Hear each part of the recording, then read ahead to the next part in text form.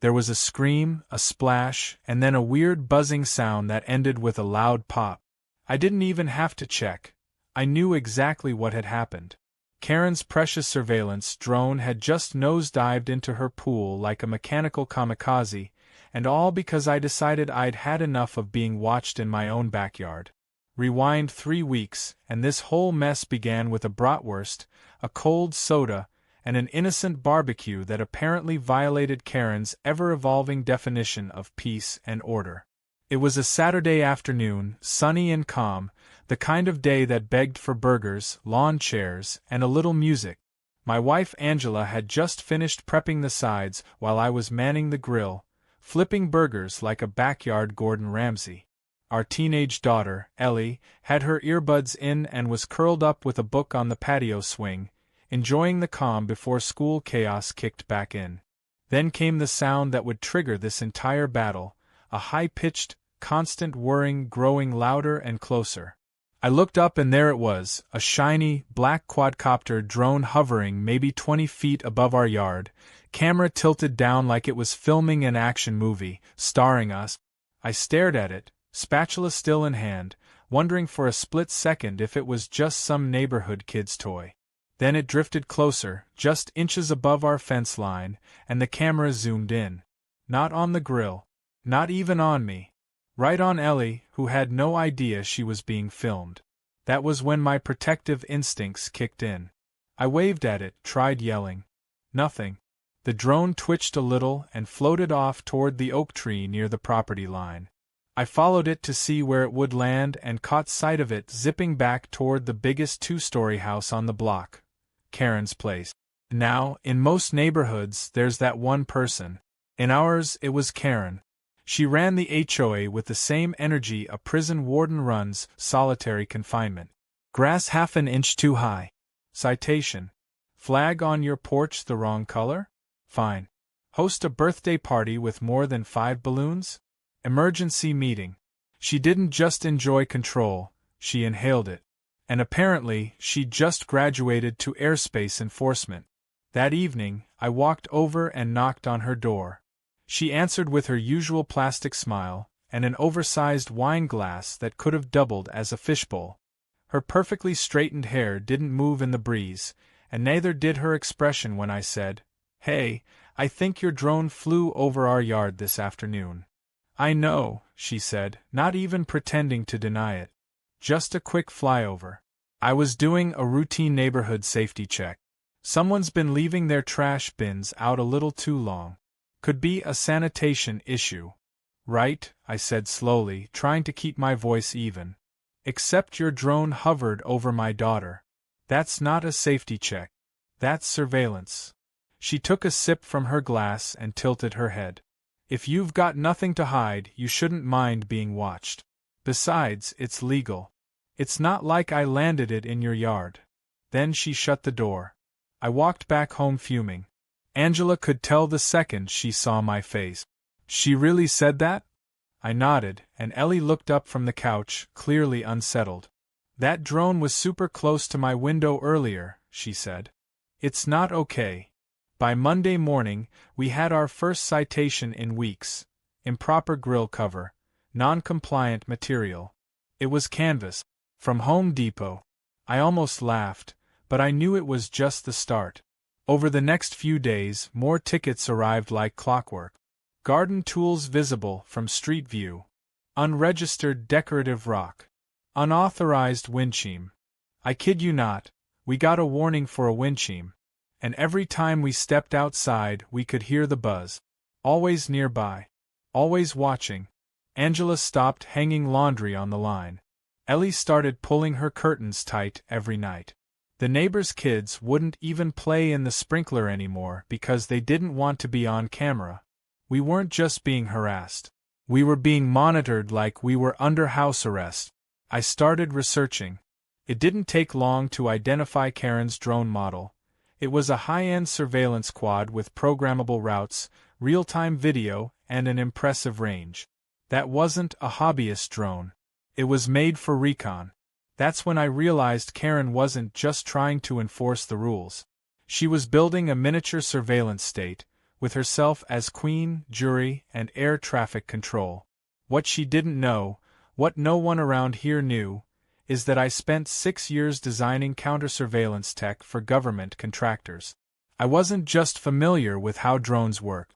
I'd helped create software to jam them, redirect them, and even brick them mid-air when necessary. I'd walked away from that world to have a quieter life, and now it felt like all those skills were about to be used in a war against HOA tyranny. That night, I dusted off my old kit in the garage. It was like meeting an old friend: signal scanners, frequency readers, directional jammers. Karen wanted a war of tech? Fine. I'd give her one. But I wasn't going to do anything illegal. Just inconvenient. Immensely inconvenient. The next morning, the drone came back.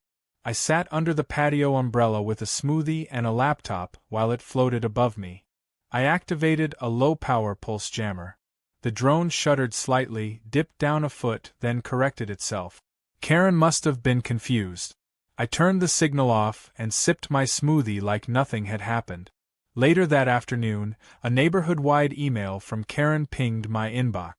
Attention all residents. There may be foreign interference in our neighborhood's security systems. Be vigilant. Report suspicious tech behavior. It was laughable. She was paranoid, and it was only going to get worse. Angela asked me if I was going to report her. I told her no. Reporting her would go through the same HOA channels she ran. The only way to win this was to fight fire with finesse, and maybe a little static. Karen had forgotten that every queen who builds a throne also paints a target on her back.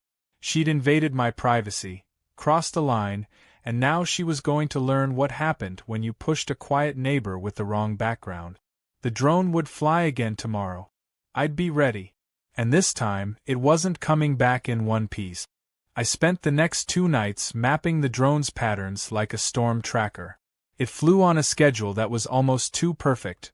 Every morning around 9 a.m., just after the kids left for school, and again around 3:30 p.m., right before people got home from work.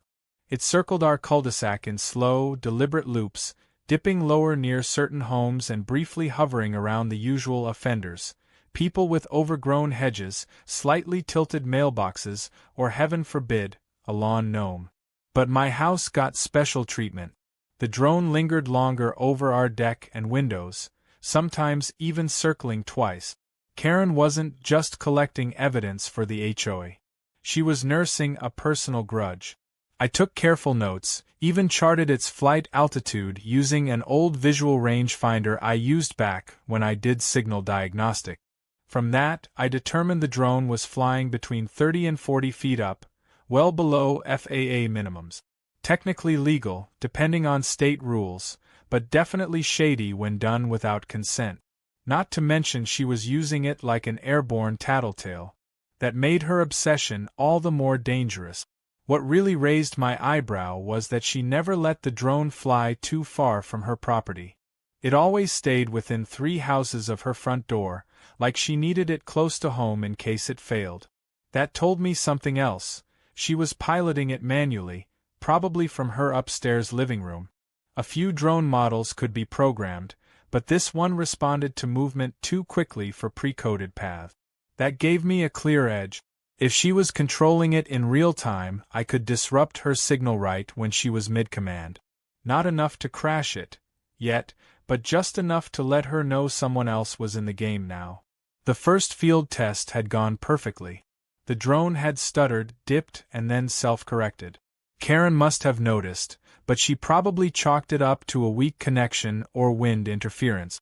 I waited 2 days before my next test, knowing she'd be watching more closely. Sure enough, her paranoia escalated. She emailed the entire HOA warning us about potential digital invaders, as if Russian hackers had set their sights on our cul-de-sac. Then she installed 2 new cameras on her porch and one on a tall pole in her backyard, motion-sensitive with infrared. She was preparing for war with a ghost. But I wasn't the only one who had noticed something strange. My next-door neighbor, Tom, came over while I was fixing my gutter. He's the type who minds his business, but even he was rattled. He leaned in and said, "Hey, you ever see that thing fly over your grill? I think Karen's drone caught me shirtless last week. I've been getting complaints about unruly appearances." I nodded, keeping things vague, but his expression told me I wasn't alone. The neighborhood was starting to feel like a fishbowl with one person doing all the watching. I kicked the next phase into gear. I built a directional jammer disguised as a decorative birdhouse and placed it on my patio railing. It looked harmless, a wooden robin perched on the edge, staring into the void. Inside, it had a modified frequency disruptor that could scramble signals in a 50-foot cone. Still legal under most state laws, as long as it didn't cause interference to emergency bands or commercial services. I'd tested it at half power already. Now it was time to dial it up. The next morning, Karen's drone arrived right on schedule. I sipped my coffee as it floated into range. I flicked the switch. It jerked in midair like it hit an invisible wall, spun left too fast, then wobbled. I turned the jammer off after 5 seconds. The drone steadied, hovered, and zipped back to her house like it was scared. That was enough to throw her off. I imagined her staring at her monitor, tapping her controller like it was broken. Then came the HOA-wide email blast titled "Strange Interference Event."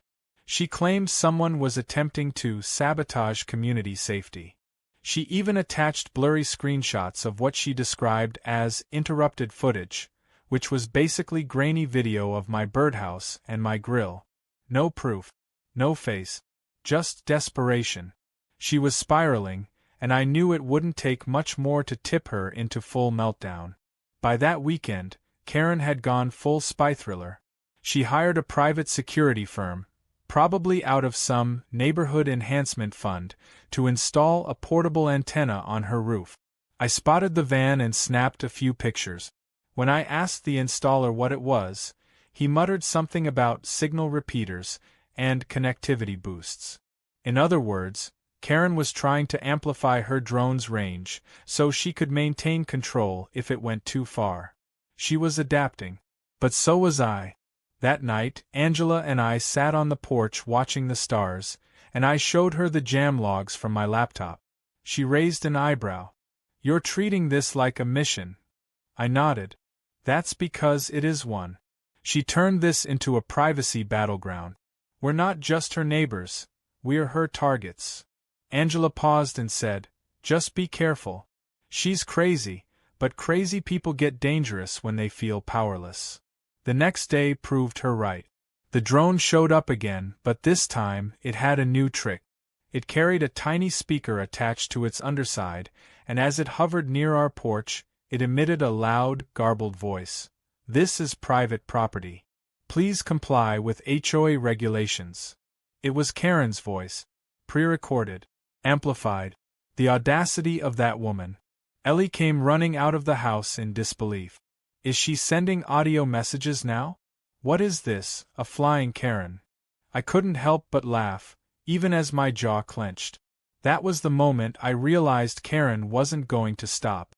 The drone was no longer about rules. It was personal now, some deranged power game she needed to win. I wasn't dealing with a bored retiree. I was up against a woman who had tasted power and would do anything to keep it, including violating every boundary of decency and privacy. I decided the next test would be the last. I upgraded the jammer with a signal spoofer, one that could intercept the drone's commands and replace them. Instead of simply disrupting the signal, it would trick the drone into thinking it was somewhere else, leading it into a loop it couldn't escape. That would push it to emergency return mode, or better yet, to a place it couldn't recover from. I scouted locations with water, gutters, puddles, even that annoying koi pond she bragged about at every HOA meeting. But one location stood out for its irony and visibility: her own pool. Front yard privacy violation? Meet backyard poetic justice. I adjusted the settings, aligned the birdhouse transmitter, and prepared the route. Now all I needed was the next visit, and Karen's pride to fly one step too far. The next HOA board meeting was scheduled for Thursday evening, and by some ironic twist of fate, It just so happened to fall on the same day Karen's drone performed one of its longest and most invasive patrols yet. I had been counting the minutes all day. This meeting would be my staging ground. Not for a confrontation, but for a well-timed performance that would set everything else in motion. Karen thought she was the master of public manipulation. She didn't realize she'd walked into a chess game with someone who knew how to think 12 moves ahead. I wasn't there to argue. I was there to end her reign, and I had a USB stick in my pocket that could turn the entire room against her. The meeting took place at the local rec center, the same place we had our neighborhood holiday parties. Except this time, the atmosphere wasn't festive. Karen strutted in like she was hosting a TED Talk, dressed in what I can only describe as business casual villainous, overly stiff blazer, tablet in hand, and that ever-present smug smile. She barely acknowledged anyone as she took her usual spot at the head of the table. The board members looked uneasy. The drone complaints had started circulating beyond just whispers. People were getting uncomfortable. She knew it too, but she was still playing offense. "Let's begin," Karen said with a clap, as if she was opening a Broadway show. Item 1. Potential signal interference disrupting our community's aerial safety device. Yes, she really called it an aerial safety device. Before we discuss that, I said, standing up casually from the second row, I have something I think the board, and everyone here, should see. She raised an eyebrow. Mr. Nash, unless you've submitted a motion to be added to the agenda. I didn't, I said, plugging the USB into the projector setup. But what I have is about neighborhood safety, which I believe you're quite passionate about. She looked annoyed but curious. The lights dimmed, and a series of clips began to play.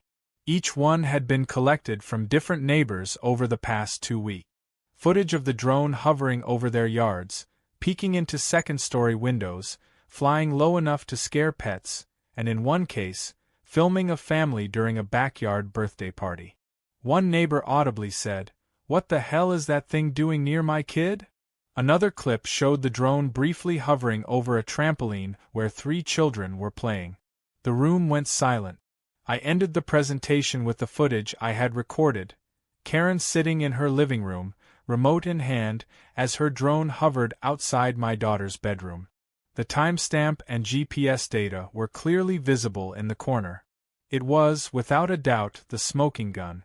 A wave of murmurs rippled through the crowd. One board member, Marcy, leaned forward and said, "Karen, is that your living room?" Karen's smile didn't falter, but her eyes tightened. "Those videos are taken out of context. I was merely surveying the area for safety issues. That's within the HOA's jurisdiction." "Since when does the HOA have airspace jurisdiction?" Tom, my neighbor, called out from the back. Another neighbor, Brenda, added, "You flew over my hot tub at night. Are you going to tell me that's part of a safety protocol?" Karen's voice went shrill. "Look, the drone is a tool. It's not my fault if people feel uncomfortable. Maybe they should consider what they're doing to attract attention." Gasps broke out. Even her usual allies on the board looked disturbed.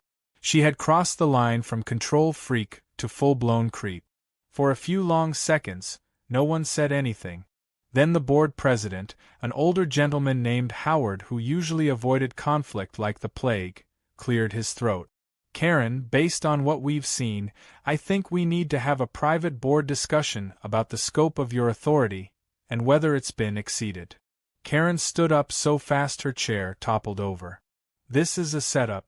You people are being manipulated by someone with technical skills and a personal vendetta." I shrugged.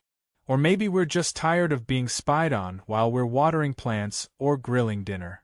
She stormed out of the meeting without another word. No goodbye. No defense. Just silence, the click of her heels, and the squeak of the door closing behind her. That should have been the end.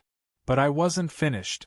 I hadn't built that jammer and spent all those hours mapping her drone's behavior just for a public shaming. I needed her to feel what it was like to have her own space violated, her own bubble burst by an unwanted presence. And I had the perfect plan. The following evening was unusually hot. Karen had turned on her pool lights, and from the shadows near my yard, I could see her relaxing on a flamingo float with a drink in hand. Her drone was buzzing in a slow arc just above the fence line, performing what I assumed was another routine check. I had my laptop open and the jammer active. I watched the telemetry data stream in. Her drone, now outfitted with that tiny speaker, was broadcasting distorted snippets of her voice again, only this time she was slurring her words slightly. Maybe the wine was stronger than she thought. I activated the spoofer. The drone twitched, turned, and instead of maintaining its usual pattern, it slowly began drifting toward her backyard. I adjusted the frequency injection, mimicking her manual commands, nudging the drone ever closer to her pool. Karen didn't notice at first. She was on her phone, floating under the backyard lights, humming to herself.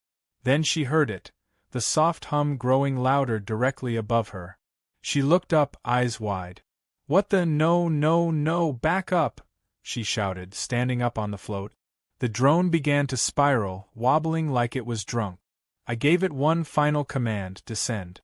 It dropped straight into the center of her pool with a satisfying splash, sending waves across the water and soaking her from the knees down. She screamed, flailed, and tried to grab the float, slipping off into the shallow end. The drone's red light blinked twice and then died. I closed my laptop and smiled. The next morning, Karen didn't make her usual HOA rounds. No emails. No citations. No surveillance. Just silence. Word spread fast. People whispered about how the drone malfunctioned and took a dive. Some said it was divine justice.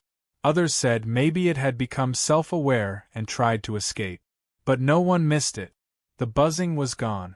The air felt lighter. And as for me, I finally spent a morning on my porch without having to glance up at the sky.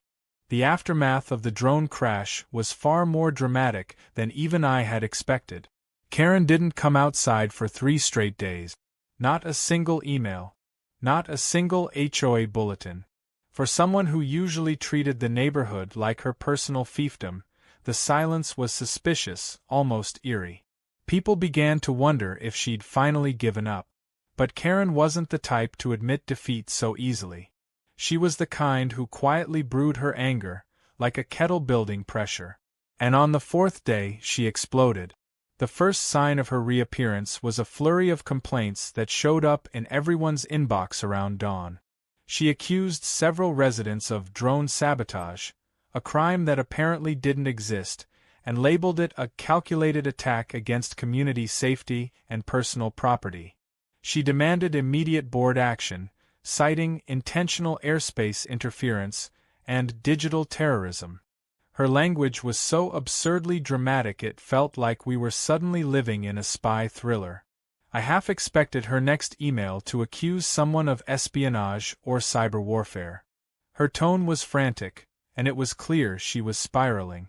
The drone had been expensive, top-tier tech with built-in GPS, multi-angle cameras, and a high-range controller. Her pride and joy had died a watery death in her own backyard, and despite her efforts to spin the story, everyone already knew what happened. Still, she tried to regain control. She marched to every board member's house with printed packets, filled with evidence she claimed linked someone in the neighborhood to the crash. But none of it was real. It was vague technical jargon she'd pulled from Google, completely misunderstanding how signal interference even worked. The board didn't buy it. Marcy, the treasurer, openly laughed during one of her rants and told her, "Karen, you can't just accuse people because your toy took a swim." That only fueled Karen's paranoia. She even called the police, insisting her drone had been illegally downed. The responding officer apparently had a hard time keeping a straight face when she tried to describe how enemy frequencies had corrupted her control systems. The best part? The drone's memory card had been completely fried from water damage. Whatever footage she'd hoped to use as evidence was gone. All that remained was a charred circuit board and a soaking wet shell. By now, the neighborhood was watching with a mix of amusement and concern. Karen wasn't just angry, She was unraveling. A few residents suggested she take a break from HOA duties, maybe even go on vacation. But Karen wasn't built for retreat. Instead, she went on the offensive again. This time, she printed flyers and taped them to mailboxes and lampposts. The flyers featured blurry screenshots of her crashed drone, overlaid with the words, "Sabotage is a crime," in red font, followed by a quote from some obscure HOA clause about community security. It would have been funny if it wasn't so surreal. But the real tipping point came later that week during an emergency HOA meeting she demanded. She called it to address the ongoing campaign of hostility she believed was being coordinated against her.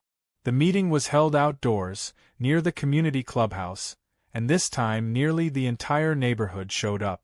People brought lawn chairs and popcorn like it was movie night. Karen stood behind a folding table, dramatically flanked by laminated printouts, one of which showed a zoomed-in photo of my patio birdhouse. "This," she declared, pointing at it like she'd found the murder weapon, "is not a decoration. It is a signal disruptor. I believe this was used to target and down my property." I didn't even blink. "That's a birdhouse," I said plainly. "Unless you think the robins have formed a resistance movement." Snickers echoed across the crowd. Karen's face flushed, but she pressed on, trying to convince everyone that someone, maybe me, maybe others, was leading a secret operation to undermine her authority. Her wild accusations only backfired. People were tired. Tired of the spying, tired of the pettiness, tired of the control. And now that the drone was gone, they realized just how suffocating things had become. Then, as if fate had perfect comedic timing, Brenda from 2 streets over raised her hand and asked, "Karen, are you the one who flew the drone over my bathroom window last month?" Karen froze. Brenda added, "Because I thought I was imagining things, but now I'm pretty sure that was your drone. I was literally brushing my teeth and it was right there." We made eye contact. Laughter erupted. Not because it was funny in itself, but because it was absurd. The idea that Karen had become so obsessed with her HOA crusade that she'd accidentally spied on people in their pajamas was beyond ridiculous. It was appalling, embarrassing, and exactly the moment the room turned against her. Howard, the board president, stood up and cleared his throat. "Karen, it's time we addressed the issue of authority abuse. You were never authorized to conduct aerial surveillance of any kind. There are privacy laws, and what you did crossed the line." She tried to argue, but her words didn't carry anymore. Her power had evaporated. The board voted, right then and there, to suspend her HOA privileges pending an ethics review. She was stripped of her enforcement authority. Her access to the neighborhood newsletter was revoked. She was, for the first time in years, just another resident. The next morning, the HOA email came from Howard's account, not Karen's. It contained a simple announcement. Effective immediately, all aerial surveillance over private property is banned within the HOA jurisdiction. Residents are entitled to privacy, and no one may use drones for monitoring or enforcement purposes. A formal bylaw revision is in process. It was followed by a parenthetical nickname, also known as the Karen Clause. The whole neighborhood had a field day with that. People started making jokes. Someone put a tiny plastic drone in the community garden with a cardboard sign that said, "Rest in pieces." Another neighbor changed their Wi-Fi network name to Enemy Frequency. Even Tom made a mock HOA badge with a picture of a birdhouse on it and wore it around during his morning walk. As for Karen, she disappeared from view. Her blinds stayed closed. Her porch lights were off. She didn't show up at community events, didn't respond to emails, and for the first time ever, didn't complain about the recycling bins being left out too early. Whether it was embarrassment or pure rage, no one knew for sure. But the important part was that she was gone in every way that mattered. It wasn't just the drone that crashed. It was the illusion of control she had built over the years. Her grip on the neighborhood had finally slipped, not because someone yelled or fought, but because she exposed her own obsession. All I had to do was guide her toward her own self-destruction and let gravity handle the rest. And in the quiet that followed, the neighborhood breathed a collective sigh of relief. There were no more flying cameras, no more voice recordings, no more citations for wind chimes or gnomes. People were planting flowers again, chatting on porches, letting their kids run around barefoot. The air felt normal, the way it should have been all along. Life returned to the neighborhood in the most beautiful and unexpected way. It wasn't just about the drone being gone or Karen losing her grip on the HOA board. It was about people finally feeling like they could breathe again. That persistent tension, the subtle fear that any misstep would result in a citation or a complaint, it all evaporated. Kids played basketball in driveways without worrying about noise complaints. Someone painted their fence teal, and nobody cared. Tom even started hosting impromptu backyard barbecues, the kind where you could hear the laughter 3 houses down. The silence Karen left behind was quickly replaced with something far better: joy. A few weeks after Karen's downfall, the HOA board held a special community event to celebrate what they called Neighborhood Unity Day. It was partly an attempt to rebuild trust, and partly an excuse for a big cookout, but either way, everyone showed up. Families brought homemade dishes, the kids ran around with water guns, and the atmosphere was relaxed in a way it hadn't been in years. I set up a cornhole game with Ellie and Angela, and for the first time in a long while, we weren't glancing up every few minutes to see if a buzzing drone was watching. About halfway through the event, Howard, the board president, got on the microphone and cleared his throat. "Before we wrap things up," he said, "we'd like to recognize someone for their creative contributions to peace and privacy in our neighborhood." He held up a small, shiny trophy shaped like a tiny drone with exaggerated cartoon eyes and bent propellers. The base read, "For outstanding service in aerial pest control, Max Nash." The crowd erupted in laughter and cheers. I stood there dumbfounded as Angela nudged me to go up. I walked to the front, took the trophy, and gave a mock salute that made everyone laugh harder. Someone from the crowd yelled, "Don't let him near your sprinklers. He'll reprogram them into laser turrets." It was all in good fun. The award wasn't about the trophy. It was about the message: we see what you did and we're grateful. Not just for jamming a drone, but for standing up to the nonsense when no one else could. Even Karen's husband, Greg, gave me a polite nod from across the park. He looked like a man who had aged 10 years in the last few weeks. Rumor had it he'd been the one urging her to give up the drone obsession long before it all exploded. Now he mostly kept to himself, walking their dog alone and never saying much. If there was any relief for him in Karen losing power, he didn't show it, but he didn't fight it either. Later that evening, I sat on my porch with Angela, watching the sun dip behind the rooftop. Ellie was inside video calling her friends, probably gossiping about Neighborhood Unity Day and the drone trophy. Angela leaned back and sighed. "It's crazy, isn't it? All of this started with a barbecue." I smiled. "And a very nosy drone." She looked at me, amused. "Do you regret it? Any of it?" I thought about that for a moment. No. I think Karen needed to be shown that privacy still matters. That control has limits. And besides, it was worth it just to see her drone do a perfect belly flop into her own pool. Angela laughed so hard she nearly spilled her lemonade. "You really planned that down to the splash, didn't you?" "Every inch of it," I said proudly. The next morning, I took a small project out of the garage. I'd been working on a new drone, not one for spying, but for fun. It was built from scratch, using parts from a kit Ellie and I had started months ago but never finished. This one didn't have cameras or speakers. It wasn't meant to record or patrol. It was designed to deliver snacks. Yes, snacks. A little basket underneath carried anything from a bottle of water to a bag of chips.